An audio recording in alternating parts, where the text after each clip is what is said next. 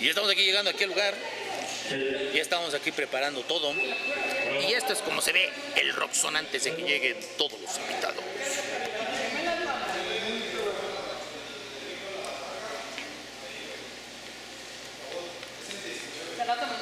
Y antes que nada ya tenemos aquí a uno de los más esperados, damas y caballeros, él es Big Javi.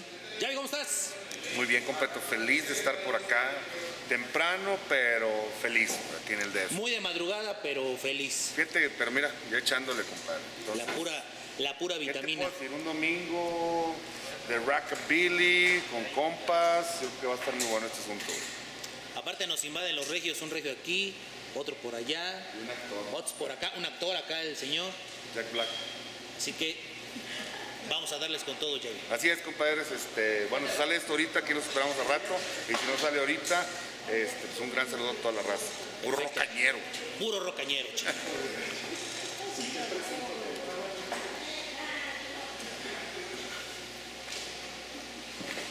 Y pasando de este lado, ya preparando su poderosísima Gretsch, él es el señor Tomcat. ¿Y ha habido?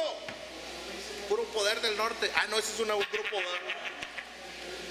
¿Ya listo, mi Tomcat? Listo, aquí vamos a probar ya los amplificadores y todos los juguetes. Perfecto. Así que ahorita lo ven vacío, pero al rato va a estar hasta el full. Esto va a estar lleno. Y esto es Speedway Radio.